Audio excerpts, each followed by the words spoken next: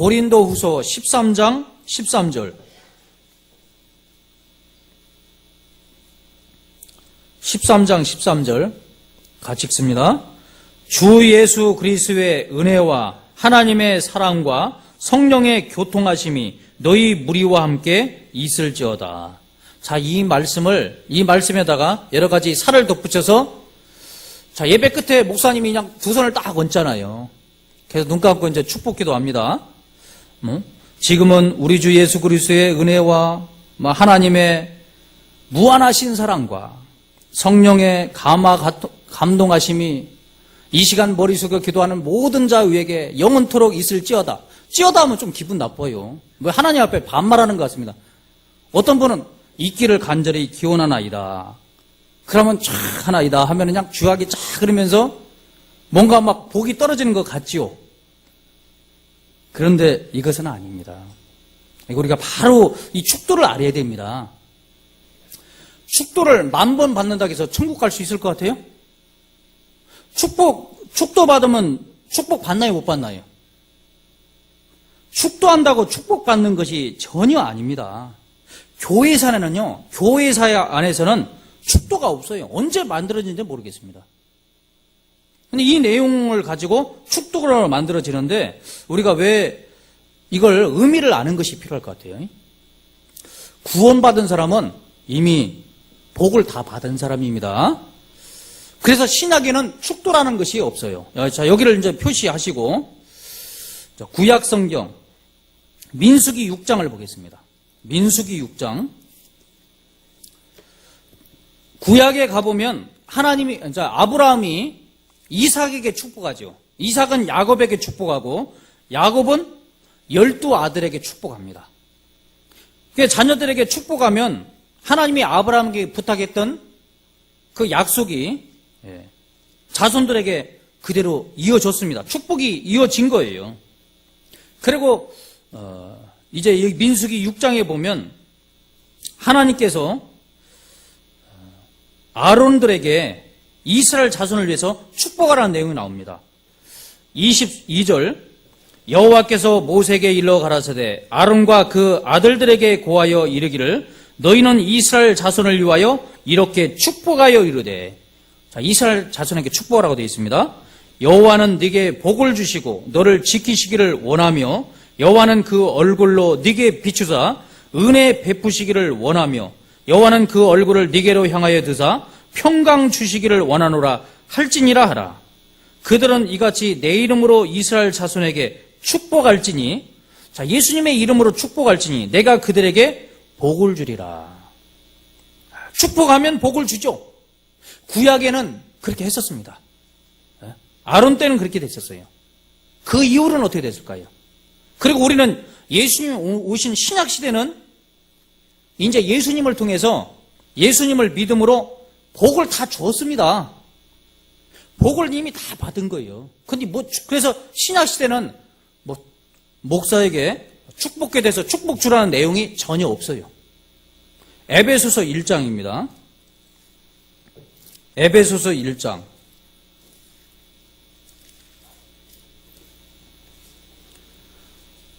에베소서 1장 3절입니다.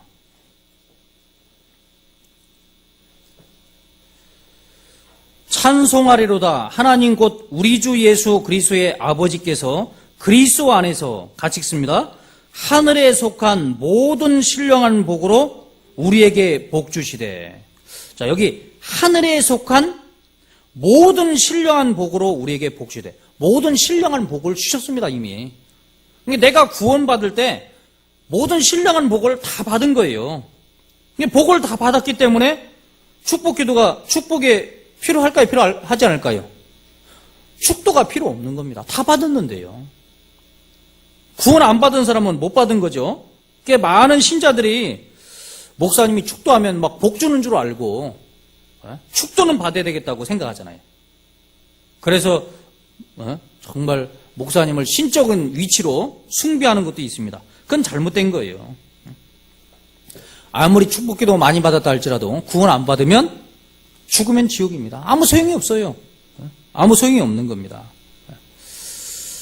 그러면 고린도후서 13장으로 가보겠습니다. 우리가 로마서 서자, 고린도전서, 고린도후서 서자가 서신서입니다. 편지예요, 편지. 이건 편지입니다. 근데 우리가 편지를 쓰면은 편지 처음하고 편지 끝에는 무슨 내용이 들어가죠?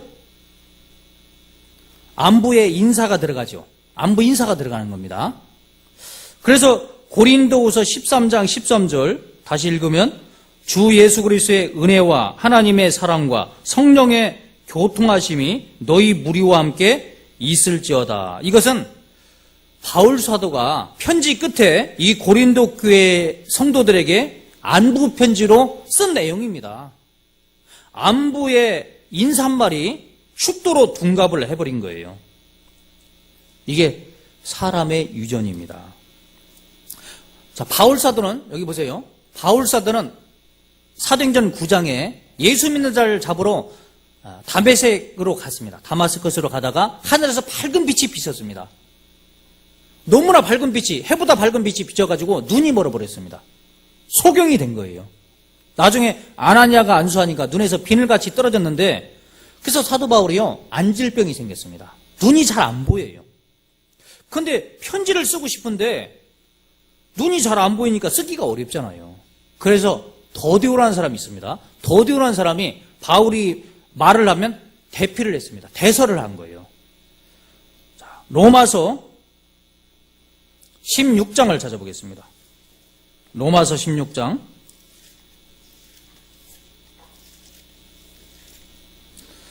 22절입니다. 로마서 16장 22절. 이 편지를 대수하는 나 더디오도 주 안에서 너에게 문안하노라. 자, 이 편지를 대수하는, 로마서를 대수하는 자가 누구요? 사도 바울입니다. 바울입니다. 그런데 자, 이게 대수하니까 글씨 내용은 누가 쓴 겁니까? 더디오라는 사람이 썼잖아요. 그런데 로마 교회나 고린도 교회나 갈라디아 교회나 이 편지를 받을 때 이것이 사도 바울이 썼는지 다른 사람이 썼는지 증표가 있어야 될 거 아닙니까? 증표. 뭔가 표적이 있어야 될 거 아닙니까? 그러니까 이제 사도 바울이 편지 끝에 있잖아요. 편지 끝에는 사도 바울이 직접 썼어요. 인사말을 직접 쓴 거예요. 사도 바울이. 왜? 내가 썼다. 이 편지는 내가 쓴 거라는 표적으로 쓴 겁니다. 고린도전서 16장. 고린도전서 16장 21절입니다.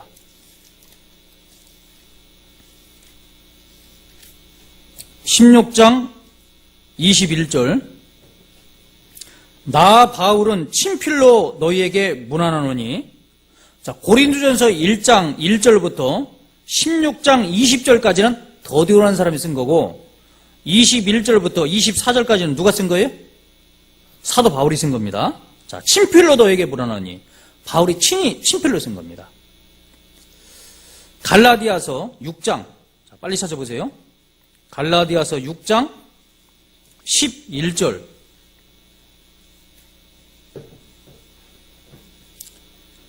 내 손으로 너희에게 이렇게 큰 글자로 쓴 것을 보라. 눈이 안 보이니까 큰 글자로 쓸 수밖에 없는 거죠. 갈라디아서 6장 11절입니다. 내 손으로 너에게 이렇게 큰 글자로 쓴 것을 보라. 그래서 그 나머지는 이제 바울이 쓴 거예요. 골로새서 4장입니다. 좀 뒤로 넘겨서 빌립보서 다음에 골로새서 4장 18절입니다. 자, 골로새에 보낸 편지에도 편지 끝에 사도 바울이 친필로 썼습니다. 4장 18절. 나 바울은 친필로 문안하노니 나의 매인 것을 생각하라. 은혜가 너에게 있을지어다. 친필로 문안했다고 되어 있죠? 근데 편지 끝에 인사말은 바울이 여기는 친필로 썼다고 했는데 다른 데는 이 말도 빼고 쓴 내용도 있습니다. 왜 친필로 썼냐면 데살로니가 후서 3장 17절입니다. 자, 데살로니가 후서 3장 17절에 그 답이 나와 있어요. 답이 17절. 나 바울은 친필로 문안하노니 이는 편지마다 무엇이기로? 표적이기로 이렇게 썼느라. 거짓된 사람들이 바울이 썼다고 하는 가짜 편지가 그 당시에 데살로니가에 돌았습니다. 사도 바울이 썼다고 하면서 이상한 거짓된 교리가 돌은 거예요. 그래서 사도 바울이 내가 썼다는 증표로 친필로 쓴 겁니다. 그러니까 아까 고린도후서 13장 13절에 나와 있는 축도로 쓰였던 그 내용은 바울이 편지 끝에 인사말로 쓴 겁니다. 그 인사말이에요. 바울이 썼다는 표적으로 쓴 내용입니다. 그게 축복 내용이 아니에요. 그래서 사람이 만든 겁니다. 이해되세요? 안 되세요? 되시죠? 그러니까 축도도 구원받은 사람은 아무 필요 없는 겁니다. 모든 신령한 복을 다 받았으니까요. 축도도 사람이 만든 겁니다.